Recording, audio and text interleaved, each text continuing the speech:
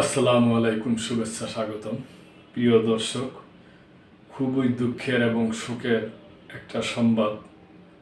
আমরাও শোক জানাই, পুরো বিশ্ববাসী শোক জানাইছে। তা হলো ওই খ্রিস্ট ধর্মীয় যে পোপ ফ্রান্সিস, উনি উনি মারা গেছে, ওই ব্যাপারে সংবাদ। এবং ওনার শেষকৃত্যে বিশ্ববাসীর সাথে আমাদের প্রধান উপদেষ্টা উনিও অংশ নিবে। আমি মনে করি এটা খুবই ভালো একটা উদ্যোগ, প্রশংসনীয় একটা উদ্যোগ নিচ্ছে। ওই ব্যাপারে সংবাদ। পোপ ফ্রান্সিসের শেষকৃত্যে বিশ্ব নেতাদের সঙ্গে যোগ দিবেন প্রধান উপদেষ্টা। খুবই ভালো খবর, যাওয়া উচিত। রোমান ক্যাথলিক ধর্মগুরু পোপ ফ্রান্সিসের অন্ত্যেষ্টিক্রিয়ায় যোগদান করবেন বাংলাদেশের অন্তর্বর্তীকালীন সরকারের প্রধান উপদেষ্টা অধ্যাপক মোহাম্মদ ইউনূস। পোপ ফ্রান্সিসের শেষকৃত্যে যোগ দিতে বিশ্ব নেতারাও এতে উপস্থিত থাকবেন। মার্কিন প্রেসিডেন্ট ডোনাল্ড ট্রাম্প, প্রধান উপদেষ্টার প্রেস সচিব শফিকুল আলম পোপ ফ্রান্সিসের অন্ত্যেষ্টিক্রিয়ায় প্রধান উপদেষ্টায় যোগদানের বিষয়টি নিশ্চিত করেছেন। পোপ ফ্রান্সিস গতকাল সোমবার মৃত্যুবরণ করেন। তার বয়স হয়েছিল 88 বছর। তিনি 12 বছর রোমান ক্যাথলিক গির্জার সর্বোচ্চ নেতার দায়িত্ব পালন করছেন।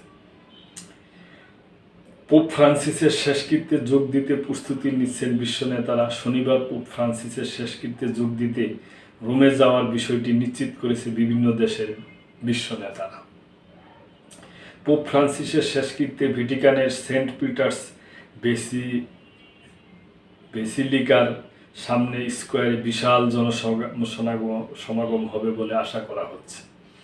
পোপ ফ্রান্সিসের শেষকৃত্যে মার্কিন প্রেসিডেন্ট ডোনাল্ড ট্রাম্প এবং তার স্ত্রী মেলানিয়া উপস্থিত থাকবেন। ট্রাম্প সোশ্যাল মিডিয়া পোস্টে বলছেন, আমরা সেখানে উপস্থিত থাকার জন্য অধীর আগ্রহ করে আছি। প্রেসিডেন্ট ট্রাম্প ছাড়াও আর্জেন্টিনা ও ব্রাজিলের প্রেসিডেন্ট ও শেষকৃত্যে যোগ দিবেন। জাতিসংঘের মহাসচিব অ্যান্তোনিও গুতেরেস উপস্থিত থাকবেন।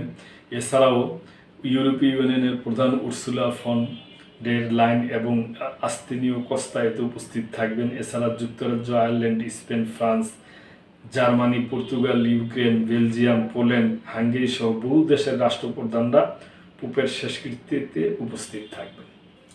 দর্শক, আমি মনে করি আমাদের দেশের প্রধান উপদেষ্টা যাবে, এটা খুবই উদ্যোগী। তার কারণ এই পোপ ফ্রান্সিস উনি আমাদের দেশে আসছে, উনি রোহিঙ্গাদের পক্ষ হয়ে কথা বলছে, উনি ফিলিস্তিনি ভাইদের পক্ষে কথা বলছে। উনি একজন মানব দরদী পোপ ফ্রান্সিস ছিলেন, আমরা এটা জানি।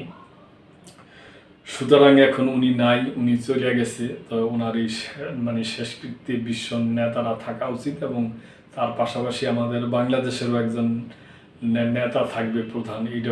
এটা আমাদের জন্য ভালো খবর এবং এটা উনি ভালো সিদ্ধান্ত নিচ্ছে, এটা ভালো হবে। আমরা আমাদের এই চ্যানেলের পক্ষ থেকে নাসা নিউজ বাংলা চ্যানেলের পক্ষ থেকে ওনার আত্মার প্রতি শান্তি জানাই।